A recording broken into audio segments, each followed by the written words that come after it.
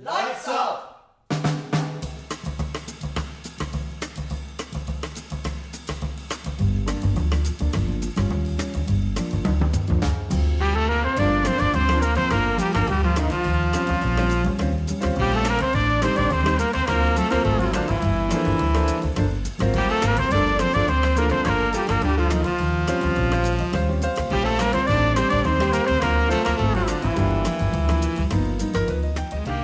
I'm joined by the director and some of the cast of Putney Arts Theatre's production of Great Expectations. Hello, everybody. Hello. Hello. So, Ian, you are the director. Do you want to tell us a little bit about the production, what the show is about, and what people will expect from your direction? Okay.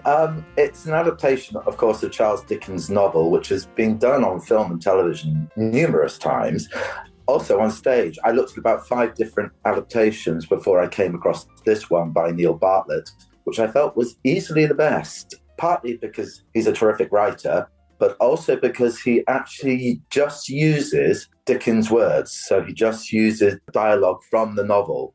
So it's very respectful of the novel and the story, but it's also very theatrical because he's a terrific playwright. So he's found a very unique way using a company, a chorus, as it were, who kind of step in and out of the story throughout the play. We've got 9 actors and they play every single role in the novel between them, basically. Apart from, well, actually, Graham Magwitch does appear in a few surprise moments, but Clare is Miss Haversham all the way through. She's the only one who's the constant character there because she's such an iconic character in the book as well. She is, which we must come to. Clare, what a brilliant role. How have you found discovering your inner Miss Havisham? Oh, well, quite easy.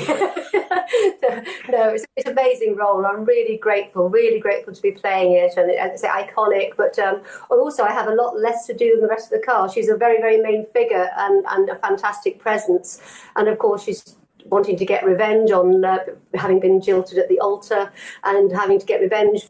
So it's the story it's about Pip. He's off living with his uncle, and then he gets sent over to Miss Havisham to have tea and elocution lessons, or it's societal lessons with her ward Estella. That's right. So Miss Havisham is basically wanting Pip to fall in love with Estella, and then down the line things go a little awry, don't they? That's right, and of course, and really gets what she wants by the fact that Estella is very cold towards him and he's broken-hearted. And then eventually Miss Havisham realises that actually she's been wrong and she wants to be pardoned before, but I'm afraid she burns to death, so she gets comeuppance in the end. But no, because she's been living in that big house, surrounded by all her wedding gifts, in her wedding dress. Absolutely.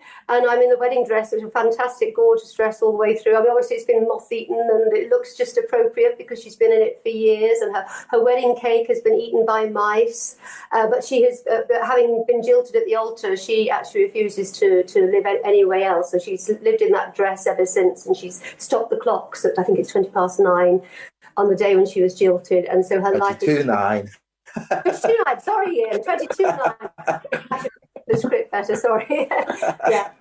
So she's growing in that moment, and so she's still in her and wanting to read and stuck in her life there where that happens. So it is an incredible role and a dramatic role, and hoping I'm going to do it justice, but really fortunate and happy to be doing that. And it's a wonderful cast, as I say, and director and crew, everybody. It's been a real joy. It is, and Charles Dickens is such a great writer. And he does baddies so well, but Magwitch isn't the kind of typical baddie, is he, Graham? No, well, I'm just conscious of spoiler alerts here. Well, we don't want that. No one knows this story at all. Well, I know. I it's sort of taken as a given that everybody is familiar with the story, but I'll be perfectly honest, I wasn't. And I'd never read it and I'd never seen the film. So I did look at a couple of adaptations on screen when Ian announced that he was doing this, just to get a feel for the story. And I found them quite laboured. And then I read the script for this and thought that it really zipped the story along. And so I was interested in the staging concept that Ian's described. And so got involved in it. And then I've sort of gone back to the route later, which is to start, reading through the book. I got an audio version of the book and listened to that as well. And it's quite illuminating how much extra depth there is. And I actually think the adaptation is very exciting in that you get the story and you get the characters without having to go through a huge amount of prose. Yeah. I've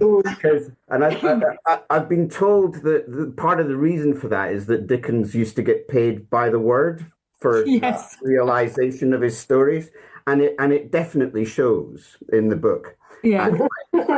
Why use a sentence when 3 pages would do? So it's an ideal production for GCSE students who are studying the novel.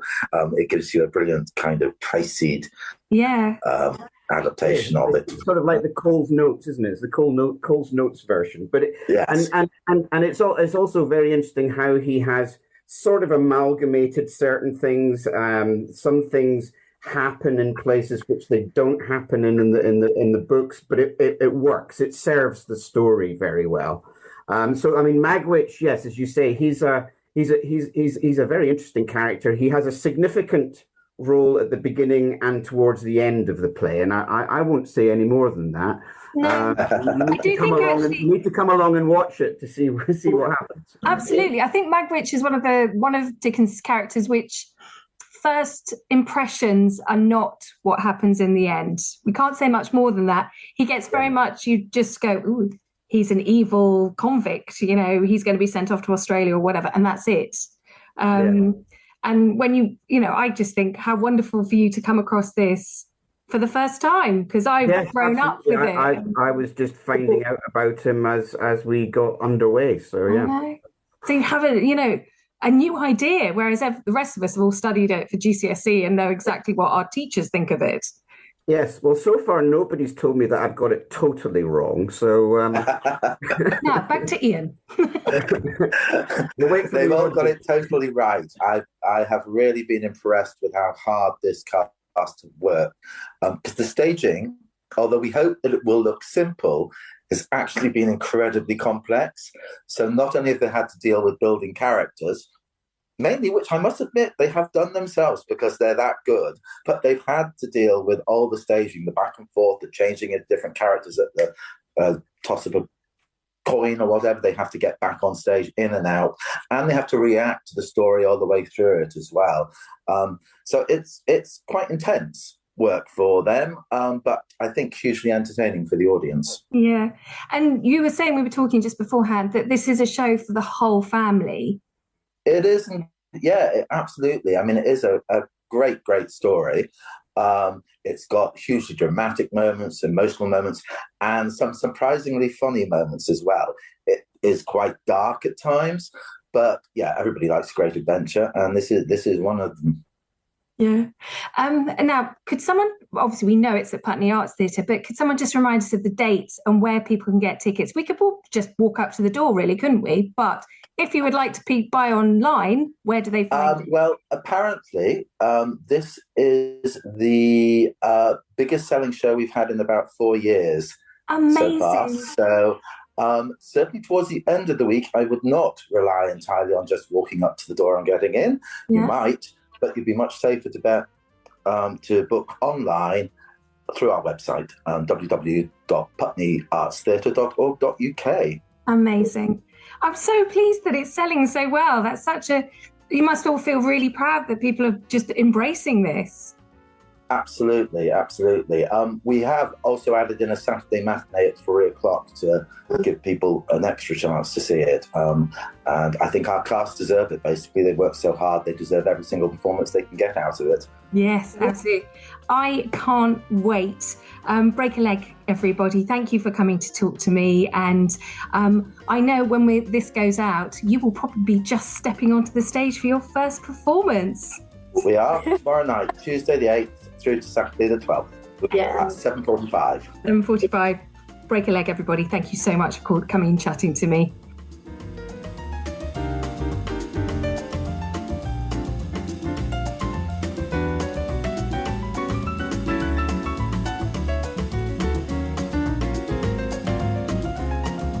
Thank you so much for listening. This is a real Putney Theatre Company production. Do share the podcast with your friends and take a look at our website, searching online for the Putney Theatre Company. So that's it for now. See you next time.